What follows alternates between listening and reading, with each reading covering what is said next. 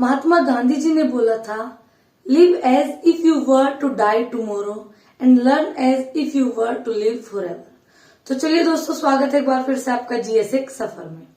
और जैसा कि जीएस1 सफर में हमने आपसे वादा किया था कि इसमें हम आपको सभी कॉम्पिटिटिव एग्जाम्स की तैयारी कराएंगे, और इसीलिए हमने शुरू की थी अपनी series Indian polity and constitution. इस सीरीज में बीच में थोड़ी सी कंटिन्यूटी मिस हो चुकी है due to some health reasons, but अब से ऐसा नहीं होगा। आपको डेली लेक्चर्स प्रोवाइड कराए जाएंगे। तो चलिए आज बात करते हैं अपने लेक्चर नंबर 14, संविधान की अनुसूचियां, शेड्यूल्स ऑफ इंडियन कॉन्स्टिट्यूशन। देखिए क्या होता है कि जब 26 नवंबर 1949 को हमारा जो कॉन्स्टिट्यूशन है वो बनकर तैयार होता है, तो उस टाइम उसमें 8 अनुसूचियों 8 शेड्यूल्स को शामिल किया जाता है। लेकिन आफ्टर सम टाइम कुछ अमेंडमेंट किए जाते हैं, या फिर कह सकते कुछ संशोधन किए जाते हैं, जिसके बाद 4 नई अनुसूचियों को उसमें जोड़ दिया जाता है। तो इसलिए वर्तमान टाइम पर हमारे पास कितनी अनुसूचियां हैं? 12। तो आज हम इन्हीं 12 अनुसूचियों पर बात करने वाले हैं। मोस्ट ऑफ द एग्जाम्स में देखा गया कि अनुसूचियों से एक क्वेश्चन पूछ लिया जाता है, और कभी कभी हम ये तो याद रख लेते कि 12 अनुसूचियां हैं, लेकिन हम ये भूल जाते कि प्रथम अनुसूची में क्या बोला गया है या फिर सेकंड अनुसूची में क्या बोला गया है। तो आज इसी को आप ट्रिक से याद रखेंगे, इसके बाद आप कभी भी शेड्यूल्स को या अनुसूचियों को नहीं भूलेंगे। तो चलिए दोस्तों, शुरुआत करते हैं। आपने याद क्या रखना है? Tears of old PM, tears of old PM. इसी सेंटेंस से आप 12 की 12 जो अनुसूचियां उनको याद रख सकते हैं। सबसे पहली अनुसूची टी। टी मतलब आप बोल सकते हैं territories, union territories, states and union territories. तो प्रथम अनुसूची में क्या होता है कि जो हमारे पास स्टेट्स है, राज्य है, या फिर जो हमारे पास केंद्र शासित प्रदेश है, यूनियन टेरिटरीज है, उनकी सीमाएं कहाँ तक है या उनके न्यायिक क्षेत्र कहाँ तक है, उन सब की बात हम किसमें करते हैं? पहली अनुसूची में। तो पहली अनुसूची टीयर्स ऑफ ओल्ड पीएम से, टी से याद हुई। टी फॉर टेरिटरीज, जब टेरिटरीज आएगा तो स्टेट्स अपने आप आ जाएंगे। तो प्रथम अनुसूची में क्या होता है? स्टेट्स, राज्यों एवं यूनियन टेरिटरीज, केंद्र शासित प्रदेशों की सीमाओं एवं न्यायिक क्षेत्रों की बात की जाती है। चलिए इस पे बात कर लेते हैं कि हमारे पास कितने स्टेट्स या फिर कितने यूनियन टेरिटरीज है। 31 अक्टूबर 2019, 31 अक्टूबर 2019 तक हमारे पास 29 स्टेट होते थे, 29 स्टेट्स। लेकिन उसके बाद क्या होता? 370 आर्टिकल्स को हटा लिया जाता, और 31 अक्टूबर 2019, 31 अक्टूबर 2019 को जो जम्मू कश्मीर स्टेट है उसको 2 यूनियन टेरिटरीज में डिवाइड कर दिया जाता, जम्मू एंड लद्दाख। तो स्टेट्स बच जाते हमारे पास कितने? 28। लेकिन उसी के कुछ महीनों बाद जो दादरा एवं नगर हवेली एवं दमन एवं दीव जो यूनियन टेरिटरीज थी दोनों को मर्ज करके एक यूनियन टेरिटरी में कन्वर्ट कर दिया जाता है। तो फिलहाल टाइम पे अगर हम देखें, बात करें तो हमारे पास राज्य भी 28 है, स्टेट भी 28 है, और जो यूनियन टेरिटरीज है, केंद्र शासित प्रदेश, वो भी कितने हैं? 8 है। तो पहली अनुसूची हमें अच्छे से याद हो चुकी है। टीयर्स ऑफ ओल्ड पीएम से आपने लेना है टी। जब आप टी लोगे तो टी से बनेगा टेरिटरीज, यूनियन टेरिटरीज, और जहां पे यूनियन टेरिटरीज आएगी वहां पर स्टेट जरूर होगा। तो प्रथम अनुसूची में फर्स्ट शेड्यूल में हम किसकी बात करते हैं? राज्य एवं केंद्र शासित प्रदेशों की सीमाएं एवं न्यायिक क्षेत्रों की। हमारे पास 28 स्टेट्स और 8 केंद्र शासित प्रदेश अभी है। अब वो कौन से हैं, कहां पर है, उन सब की बात हम अपनी ज्योग्राफी सीरीज में करने वाले हैं। इंडियन ज्योग्राफी की सीरीज जल्दी आपके लिए शुरू कर दी जाएगी। तो पहली अनुसूची हमें याद हो जाती है। बात करते हैं दूसरी अनुसूची पर, ई फॉर हम कह सकते हैं अर्निंग, उनकी सैलरी, वेतन, या उनकी जो भी पेंशन वगैरह होगी, या कुछ अलग से उनको भत्ता प्रोवाइड कराया जाएगा, फिर कुछ विशेष अधिकार, स्पेशल उनको कुछ राइट्स दिए जाएंगे। उन सब चीजों की बात हम करते हैं सेकंड अनुसूची या सेकंड शेड्यूल में। अब बात है कि किसकी सैलरी की हम बात करने वाले हैं। प्रेसिडेंट, राष्ट्रपति जो केंद्र से होंगे, उसके बाद एवरी स्टेट्स के प्रत्येक राज्य के राज्यपाल गवर्नर, लोकसभा के स्पीकर, लोकसभा के जो अध्यक्ष है, उसके बाद लोकसभा के जो उपाध्यक्ष होंगे, राज्यसभा के जो सभापति होंगे और राज्यसभा के जो उपसभापति होंगे। जो चीज हम सेंटर में रखते हैं वही चीज हमने स्टेट में रखनी है। सेंटर में हमने क्या रखा, लोकसभा के अध्यक्ष और उपाध्यक्ष, तो स्टेट में हम रखेंगे विधानसभा के अध्यक्ष और उपाध्यक्ष। सेंटर में हमने रखा राज्यसभा के सभापति और उपसभापति, तो स्टेट में हम रखेंगे विधान परिषद के सभापति और उपसभापति। उसके बाद सुप्रीम कोर्ट के जजेस, हाई कोर्ट के जजेस और CAG, controller and auditor general of India. इन सब की सैलरी की बात करते हैं हम किसमें, द्वितीय अनुसूची सेकंड शेड्यूल में। तो ये थी हमारी द्वितीय अनुसूची ई। टीयर्स में से ई लोगे तो ई से बनेगा अर्निंग, अर्निंग की बात की जाएगी। बस आपने याद रखना जो भी उनकी अर्निंग वेतन होगी या पेंशन होगा या कुछ अलग से भत्ते या विशेष अधिकार उनको प्रोवाइड कराए जाएंगे। किसको याद रखना है आपने, एक आप सेंटर से रखोगे तो उसी की कंपैरिजन आप स्टेट से करोगे। सेंटर से राष्ट्रपति को रखेंगे तो स्टेट से आप राज्यपाल को रखोगे। सेंटर से आप लोकसभा के अध्यक्ष उपाध्यक्ष रखोगे तो राज्य से आप विधानसभा के अध्यक्ष उपाध्यक्ष रखोगे। सेंटर से आप राज्यसभा के सभापति और उपसभापति रखोगे तो स्टेट से आप विधान परिषद के सभापति और उपसभापति रखोगे। सेंटर से आप क्या रखोगे, सुप्रीम कोर्ट के जजेस को रखोगे तो स्टेट से आप हाई कोर्ट के जजेस को रखोगे। और एक रखा जाएगा किसको, कैग, जो कैग ऑफ इंडिया होगी। अब बात करते हैं तीसरी अनुसूची थर्ड शेड्यूल की।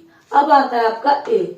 वैसे तो हम शपथ को ओ से लिखते हैं, OATH, ओथ, किसी भी चीज की शपथ लेना या ओथ, लेकिन आप इसको ए से याद रख सकते हैं।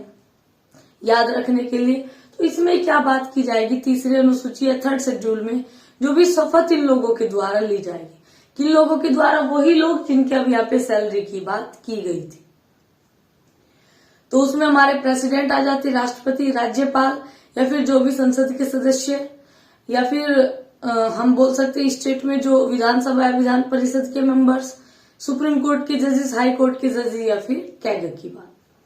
तो ये थी हमारी तीसरी अनुसूची third schedule of Indian constitution, जिसमें हम किसकी बात करेंगे, ओथ, उनकी शपथ की, लेकिन आप इसको ए से याद रख सकते हैं।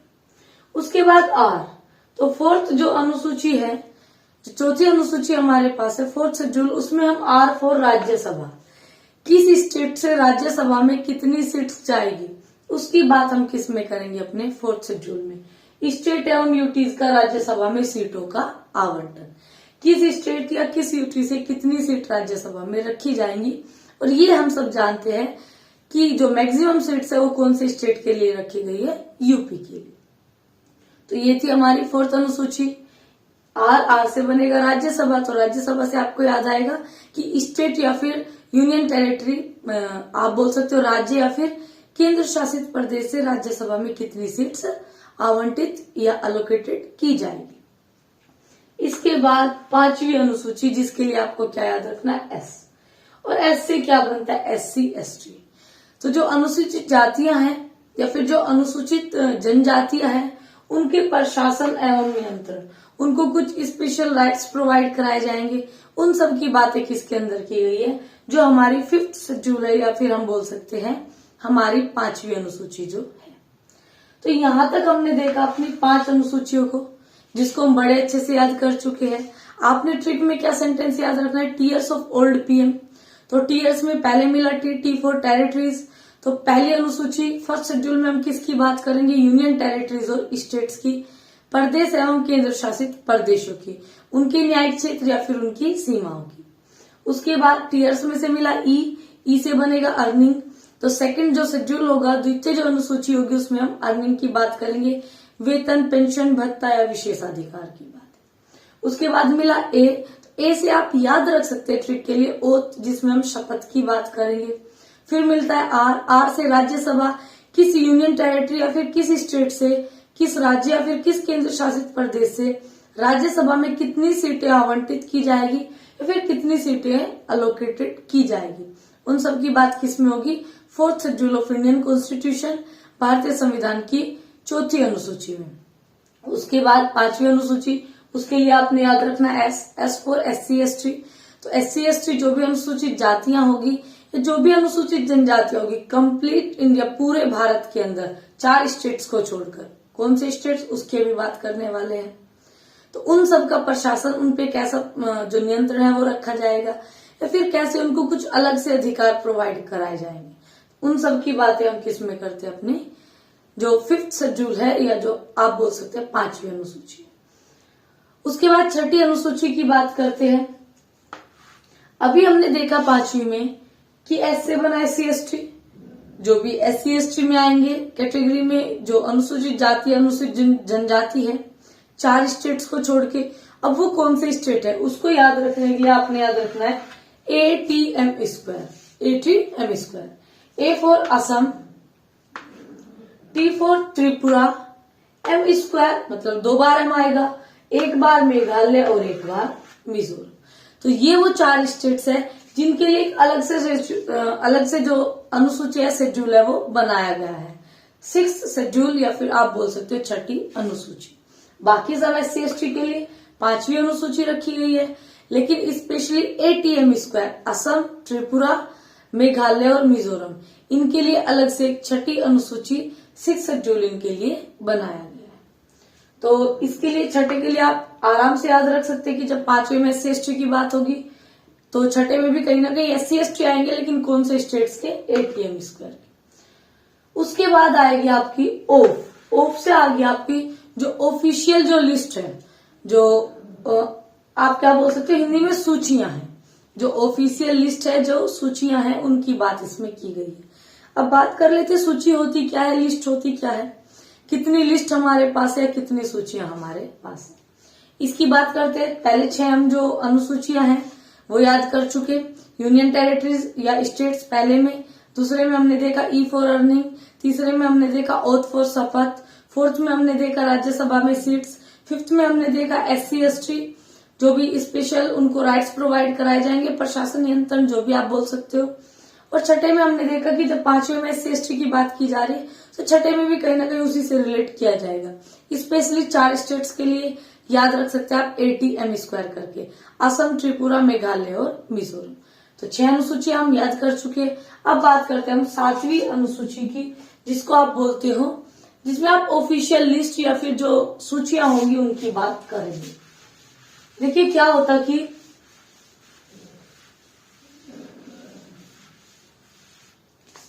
हमारे पास 3 तरह की लिस्ट है, 3 तरह की जो सूचियां हैं वो हमारे पास है। पहली कौन सी हमारे पास, संघ सूची, जिसको आप क्या बोलते हो, यूनियन लिस्ट। दूसरी हमारे पास कौन सी होती है, राज्य सूची,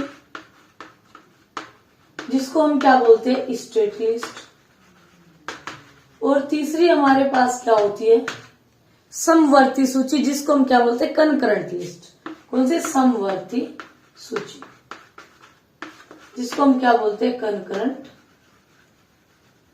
लिस्ट। देखिए क्या होता है इन तीनों सूचियों में, कुछ सब्जेक्ट्स है, कुछ विषय है जिनपे स्टेट बात कर सकते हैं, कुछ सब्जेक्ट्स है, कुछ विषय है जिनपे संघ को ही अपने जो फैसला होता है, डिसीजन होता है, वो लेना होता है, यूनियन को, सेंटर को। और कुछ होते हैं जिनमें इन दोनों को आपस में एक दूसरे से डिस्कस करके फैसला लेना होता है। जैसे अगर हम बात करें सुरक्षा की, पूरी कंट्री की सुरक्षा की, थल सेना, वायुसेना या फिर नौसेना की, अपनी तीनों आर्मीज की, उसके लिए जो फैसले लेती है वो लेती है हमारी सेंट्रल गवर्नमेंट। तो उसको रखा गया है संघ सूची, यूनियन लिस्ट में। तो वो सब्जेक्ट्स, वो विषय जिनके फैसले कौन लेगी, सेंट्रल गवर्नमेंट लेगी, उसको किस में रखा जाएगा, संघ सूची या यूनियन लिस्ट में, जिसमें ट्रेड्स वगैरह या फिर जो सुरक्षा की दृष्टि वाले मामले हैं उनको इसमें रखा गया है। और कितने सारे सब्जेक्ट्स इसमें, उसकी भी बात करेंगे। अच्छा, जब ये बनाई गई तो इसमें 97 सब्जेक्ट्स को रखा गया था। कितने सब्जेक्ट्स को, 97 सब्जेक्ट्स ऐसे थे, 97 विषय वो थे जिनपे हमारा जो सेंटर था, सेंट्रल गवर्नमेंट थी, वो अपने डिसीजन लेती थी, स्टेट उसमें कोई भी इंटरफेयर नहीं करते थे। लेकिन वर्तमान टाइम पर ये बढ़ के कितने हो चुके हैं, 100। आज जो हमारी सेंट्रल गवर्नमेंट है वो 100 विषयों पर 100 सब्जेक्ट्स पर अपने फैसले लेती है। उसके बाद बात कर लेते हैं राज्य सूची। स्टेट लिस्ट की। तो कुछ सब्जेक्ट्स ऐसे भी होते हैं जिनपे जो अपने डिसीजन होते हैं खुद स्टेट को लेने का राइट दिया गया है। जैसे हर राज्य की एजुकेशन पॉलिसी को लेकर, हर राज्य का अपना एक अलग बोर्ड होता है उसको लेकर, तो वहां पर जो सेंट्रल गवर्नमेंट है वो इंटरफेयर नहीं करेगी, स्टेट अपने फैसले खुद से ले सकता है। हाँ, एजुकेशन में स्टेट में भी रखा गया है, सीबीएसई एक सेंट्रल बोर्ड है, लेकिन कुछ हर स्टेट के अपने बोर्ड्स होते, तो उनपे जो फैसला लेगी वो कौन लेगी, स्टेट गवर्नमेंट, इसलिए उसको किस में रखा गया, राज्य सूची में। जब ये बनी तो इसमें कितने सब्जेक्ट्स होते थे, 66 सब्जेक्ट्स, लेकिन फिलहाल टाइम पे कितने हो चुके हैं, 61 सब्जेक्ट्स। पहले 66 सब्जेक्ट्स 66 विषय वो होते थे जिन पर जो स्टेट गवर्नमेंट थी वो अपने डिसीजंस लेती थी, बट फिलहाल के टाइम पे देखा जाए तो इनकी जो नंबर्स है वो कम हो चुकी है 61 तक। उसके बाद जो तीसरी लिस्ट होती है, तीसरी जो सूची होती है वो है हमारी समवर्ती सूची, जिसको आप क्या बोलते हैं, कनकरेंट लिस्ट। और कनकरेंट लिस्ट में उन सब्जेक्ट्स को रखा गया है जिन पर स्टेट और सेंटर दोनों मिलकर फैसला लेती है। अगर कभी ऐसा केस होता कि स्टेट और सेंटर एक दूसरे के अगेंस्ट है, सेंटर का कोई और डिसीजन है, स्टेट का कोई और डिसीजन है, तो वहां पर सेंटर के डिसीजन को मान्यता दी जाती है, उसी के डिसीजन को आगे रखा जाता है। तो पहले कंकरेंट लिस्ट में जो सब्जेक्ट्स होते थे वो होते थे 47, लेकिन अभी बढ़ चुके और ये हो चुके 52। तो संघ सूची, यूनियन लिस्ट, जिसमें कौन फैसला लेगी, सेंट्रल गवर्नमेंट। राज्य सूची, स्टेट लिस्ट, जिसमें स्टेट गवर्नमेंट फैसला लेगी। और तीसरा होगा हमारा समवर्ती सूची, कनकरेंट लिस्ट, जिसमें दोनों की दोनों गवर्नमेंट मिलकर फैसला लेगी, लेकिन कभी कोई विवाद होता तो फिर सेंट्रल गवर्नमेंट का ही फैसला लागू किया जाएगा। हमने देखा संघ और समवर्ती में दोनों में जो नंबर्स है सब्जेक्ट्स की वो बढ़ चुकी है, लेकिन राज्य स्टेट के कहीं ना कहीं अधिकारों को कम कर दिया गया है। पहले 66 इसको सब्जेक्ट दिए जाते थे, लेकिन अभी 61 कर दिए गए। उसके 97 से 100 हो चुके और इसके 41 से 52 हो चुके। तो ये थी हमारी 7वीं अनुसूची, जिसको आप किससे रखोगे, ओफ से याद, ऑफिशियल लिस्ट।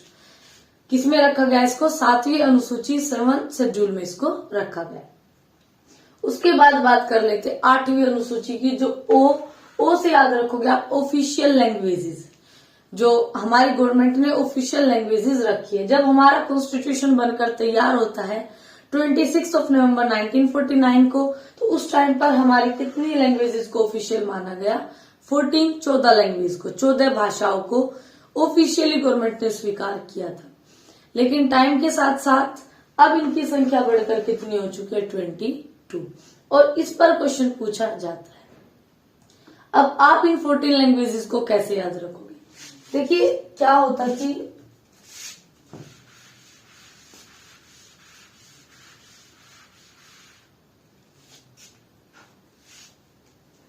इन 14 लैंग्वेजेस को आप कैसे याद रख सकते हैं, चलो इस पे बात कर लेते। ये है हमारा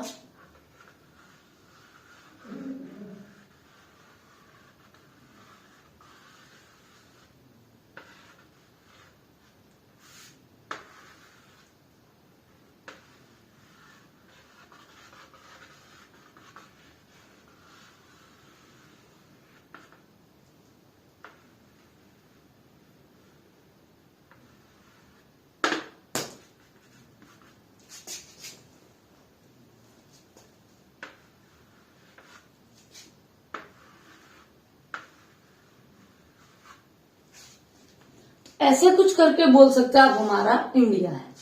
अब इन 14 लैंग्वेजेस को आपने कैसे याद रखना है, आप इंडिया को स्टेट वाइज याद रख लीजिए, 14 लैंग्वेजेस अपने आप याद हो जाएंगे। सबसे पहले हम यहाँ से शुरुआत करते हैं, और स्टेट कौन सा आता है, कश्मीर। तो पहली जो ऑफिशियल लैंग्वेज है कौन सी है, कश्मीरी। उसके बाद इससे थोड़ा नीचे आते तो इधर स्टेट कौन सा आता है, पंजाब। तो दूसरी ऑफिशियल लैंग्वेज कौन सी होगी, पंजाब।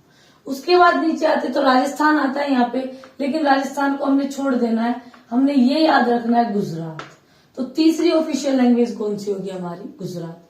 गुजरात के नीचे आता है महाराष्ट्र, और महाराष्ट्र की ऑफिशियल लैंग्वेज कौन सी होगी, मराठी। उसके बाद आता है कर्नाटका, और कर्नाटका की ऑफिशियल लैंग्वेज क्या होगी, कन्नड़। उसके बाद आता है यहाँ पर केरला, और केरला की ऑफिशियल लैंग्वेज क्या होगी, मलयालम। अब इधर चलिए, इसके बाद आता है हमारे पास तमिलनाडु, और तमिलनाडु की ऑफिशियल लैंग्वेज क्या होगी, तमिल। इसके बाद आंध्रा, जो लैंग्वेज के अकॉर्डिंग देखा जाए तो सबसे पहला स्टेट था अलग से बनने वाला। आगे बात करेंगे इसकी। तो आंध्रा की जो लैंग्वेज है वो कौन सी है? तेलुगु।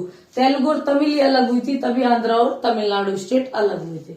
उसके बाद आंध्रा के ऊपर जाते तो मिलता है कौन? ये हमारा क्या था? कर्नाटका, केरला, तमिल, आंध्रा, और इसके ऊपर मिलेगा हमारा ओडिशा, और ओडिशा की लैंग्वेज आ गई उड़िया। इसके बाद थोड़ा ऊपर जाएंगे तो यहाँ पर मिलेगा हमारा थोड़ा फैला हुआ सा स्टेट वेस्ट बंगाल, जिसको आप बोल सकते हो पश्चिम बंगाल। तो ऑफिशियल लैंग्वेज क्या जाएगी? बांग्ला। उसके बाद हम सेवन सिस्टर्स की तरफ जाते हैं इस तरफ, और इस तरफ पहला स्टेट हमें कौन मिलता है? असम, और असम की ऑफिशियल लैंग्वेज क्या जाएगी? असमिया। तो यहां तक हमने 11 ऑफिशियल लैंग्वेजेस याद कर ली है। देखिए 8th शेड्यूल 8वीं अनुसूची में क्या होगा? ओ से याद रखना ऑफिशियल लैंग्वेजेस। जब हमारा कॉन्स्टिट्यूशन 26 नवंबर 1949 को बनकर तैयार होता तो उस टाइम पर कितनी ऑफिशियल लैंग्वेज रखी जाती? 14 जो भाषाएं होती उनको ऑफिशियली माना जाता गवर्नमेंट के द्वारा। लेकिन अभी टाइम के साथ साथ इनकी संख्या बढ़कर हो चुकी है 22। अब हमने पहले वो 14 को याद रखना है। उसके लिए हमने जो इंडिया है, वैसे तो हम इंडिया को अच्छे से जो स्टडी करने वाले हैं वो अपनी ज्योग्राफी की सीरीज के अंदर करने वाले हैं, बट फिर भी आप नॉर्मली स्टेट्स को याद रख सकते हैं ताकि आपको लैंग्वेजेस याद हो जाए। तो हमने ऊपर से बात की कश्मीर, तो पहली लैंग्वेज कश्मीरी, उसके नीचे है पंजाब तो दूसरी लैंग्वेज पंजाबी, उसके नीचे है गुजरात तो तीसरी लैंग्वेज गुजराती, फिर आया महाराष्ट्र तो मराठी, उसके बाद आया कर्नाटका तो कन्नड़, केरला तो मलयालम, तमिलनाडु तो तमिल, आंध्रा तो तेलुगु, और उड़ीसा तो ओडिया, और उसके बाद आता वेस्ट बंगाल पश्चिम बंगाल तो बांग्ला। और सेवन सिस्टर्स की तरफ अगर बढ़ते तो पहला स्टेट कौन मिलता? असम, तो आगी असमिया। और 3 लैंग्वेज को आपको किसी ट्रिक से नहीं नॉर्मली याद रख सकते हो, हिंदी, संस्कृत और उर्दू। ये तो पहले से हमारी ऑफिशियल लैंग्वेज रही है। तो ये थी हमारी वो 14 लैंग्वेजेज जो तब ऑफिशियल की गई जब हमारा कॉन्स्टिट्यूशन बनकर तैयार हो। लेकिन अभी तो इनकी संख्या 22 हो चुकी है। तो हमने याद रखना कि बाद में कौन सी लैंग्वेज जुड़ी और उसको कब कब जोड़ा गया। तो 21वां संशोधन 21st अमेंडमेंट किया जाता है कब? 1967 में। और इसमें सिंधी जो लैंग्वेज है उसको क्या किया जाता? ऑफिशियल कर दिया जाता। उसके बाद 71वां संशोधन किया जाता 1992 में। 1992 में कोंकणी, मणिपुरी और नेपाली 3 लैंग्वेजेस को ऑफिशियल कर दिया जाता है, कोंकणी, मणिपुरी और नेपाली। उसके बाद 92वां अमेंडमेंट किया जाता है कब? 2003 में। और इसमें 4 लैंग्वेज को ऑफिशियल किया जाता है, बोडो, डोगरी, संथाली और मैथिली। बोडो, डोगरी, संथाली और मैथिली। तो ये है हमारी कुल 22 वो भाषाएं जो ऑफिशियल है। जब हमारा कॉन्स्टिट्यूशन बनकर तैयार हुआ तो 14 लैंग्वेजेस थी, लेकिन अभी इनकी नंबर्स कितने कर दी गई है? 22 कर दी गई है। बाद में 14 के बाद इसमें कितनी लैंग्वेज ऐड की गई है? 8 भाषाएं इसमें अलग से जोड़ी गई। पहली कब? 21वां संशोधन किया गया कब? 1967 में, जिसमें किसको जोड़ा गया? सिंधी को। उसके बाद 71वां संशोधन किया गया कब? 1992 में, जिसमें जोड़ा गया कोंकणी, मणिपुरी और नेपाली को। उसके बाद 92वां संशोधन किया गया। अच्छा, इसको आप याद भी रख सकते हैं, 21 और 71 अपने आप जुड़कर कितना आ जाएगा? 92।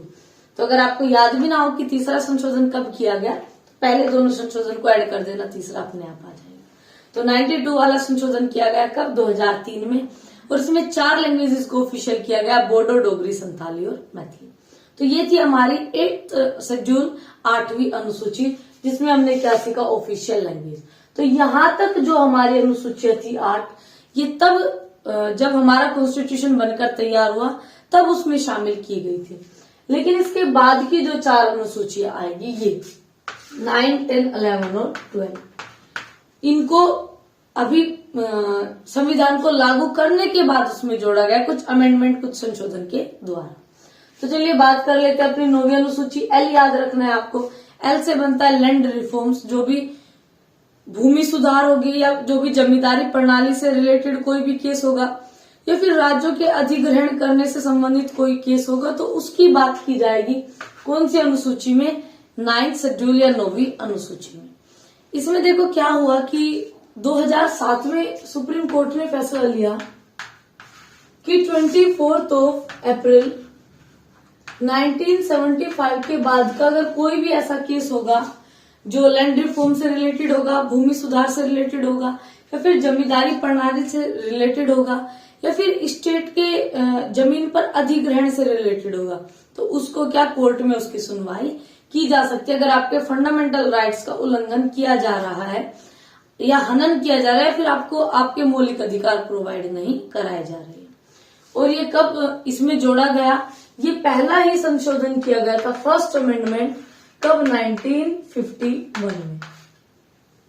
तो ये थी हमारी कौन सी, 9वीं अनुसूची, 9th शेड्यूल जिसको आप बोल सकते हो। इसमें क्या एल से याद रखना है, लैंड रिफॉर्म्स। लैंड रिफॉर्म्स मतलब भूमि सुधार, भूमि अधिग्रहण से संबंधित कोई मामला है, या फिर जमींदारी प्रणाली से संबंधित कोई मामला है, जिसमें सेंट्रल गवर्नमेंट ने या सुप्रीम कोर्ट ने, आप बोल सकते हैं, फैसला लिया था कब, 2007 में, कि 24 अप्रैल 1975 के बाद का अगर ऐसा कोई केस आता है जिसमें आपके मौलिक अधिकारों, आपके फंडामेंटल राइट्स का हनन किया जा रहा है, तो आप उसको कहां पर, सुप्रीम कोर्ट के सामने प्रस्तुत कर सकते हो, उसमें आपकी सुनवाई की जाएगी। इसको कब जोड़ा गया, फर्स्ट जो अमेंडमेंट किया गया, पहला जो संशोधन किया गया, कब, 1951 में। याद भी रख सकते हैं आप, 1950 में संविधान लागू हुआ था, 26 जनवरी 1950 को, और अगले ही साल पहला संशोधन कर दिया गया 1951। उसके बाद हम बात करते हैं अपनी 10वीं अनुसूची को, जिसके लिए आपने याद रखना है ओल्ड में से डी को। D4 क्या होता है, defection law, anti defection law, दल बदल कानून। देखिए क्या होता कि जब इलेक्शन कराए जाते तो कोई भी मेंबर होता किसी दूसरी पार्टी से इलेक्शन को जीतकर किसी दूसरी पार्टी में शामिल होना चाहता है, तो इस चीज को कहीं ना कहीं एंटी डिफेक्शन में देखा गया दल बदल कानून के अंतर्गत। इसके अंतर्गत क्या की जा सकती है, ऐसे इंसान पर कोई भी कार्रवाई की जा सकती है कि अभी आप किसी और पार्टी से खड़े हो, आप जीत जाते हो, हार जाते हो, उसके बाद फिर आप वो दल बदल कर रहे हो, तो उससे क्या कोई ना कोई प्रॉब्लम, समस्या क्रिएट होती, तो उसमें आप पर कार्रवाई की जाएगी। और ये कब जोड़ा गया, ये जोड़ा गया 52वां अमेंडमेंट, 52वां संशोधन कब किया गया, 1985। 52 वाला अमेंडमेंट कब किया गया, 1985 में। तब इसको एंटी डिफेक्शन लॉ को लाया गया, दल बदल कानून। तो डी से आपने याद रखना था, एंटी डिफेक्शन लॉ, दल बदल कानून। उसके बाद आती 11वीं और 12वीं, 11th और 12th शेड्यूल, जिसके लिए आपने याद रखना है PM। P से बना पंचायत और M से बना म्यूनिसिपैलिटीज, पंचायतों और नगर पालिका की बात इसमें की जाएगी। जो 11वीं अनुसूची होगी 11th शेड्यूल, उसमें पंचायतों की बात की जाएगी, और जो 12वीं अनुसूची होगी 12th शेड्यूल, उसमें नगर पालिका म्यूनिसिपैलिटीज की बात की जाएगी। इसको कब जोड़ा गया, 73 वाला अमेंडमेंट 1992 में, और इसको कब जोड़ा गया, 74 वाला अमेंडमेंट 1992 में। देखिए हमने देखा था 71 वाला अमेंडमेंट भी 1992 में हुआ था, 73 वाला अमेंडमेंट भी 1992 में हुआ है, और 74 वाला अमेंडमेंट भी 1992 में हुआ है। पंचायतों को कितने सब्जेक्ट्स दिए गए हैं, 29 विषय, और म्यूनिसिपैलिटीज को दिए गए 18 विषय, कि जो पंचायतें हैं वो 29 विषयों पर अपने फैसले लेगी, और जो म्यूनिसिपैलिटीज है वो 18 विषयों पर अपने फैसले लेगी। तो ये थी हमारे शेड्यूल्स ऑफ इंडियन कॉन्स्टिट्यूशन, भारतीय संविधान की अनुसूचियां, जो तब जब तैयार किया गया तो 8 थी, लेकिन वर्तमान टाइम पर 12 है। हर एग्जाम में इनमें से एक आध क्वेश्चन पूछा जाता है और हम कंफ्यूज उसमें हो जाते, लेकिन मुझे लगता है कि आज इस ट्रिक से सीखने के बाद आप इसको कभी भी नहीं भूलोगे, सिर्फ आपको एक बार रिविजन की जरूरत पड़ेगी। तो आपको हमारा लेक्चर कैसा लगा, आपको कोई प्रॉब्लम है, कोई क्वेरी, कोई डाउट, तो कमेंट बॉक्स में हमें बता सकते हैं। और जो अभी थोड़ी सी डिसकंटिन्यूटी आ चुकी थी हमारे सीरीज के बीच में due to some health reasons, but आगे से ऐसा नहीं होगा, आपको डेली लेक्चर्स प्रोवाइड कराए जाएंगे, और बड़ी स्मूथली तरीके से आपकी जो इंडियन पॉलिटी है उसको कवर किया जाएगा, और जल्द ही आपके लिए इंडियन ज्योग्राफी की सीरीज भी आने वाली है। तो चलिए दोस्तों, कमेंट बॉक्स में हमें बताइए कि आपको हमारा लेक्चर कैसा लगा, and please like, share and subscribe. Thank you for watching this video.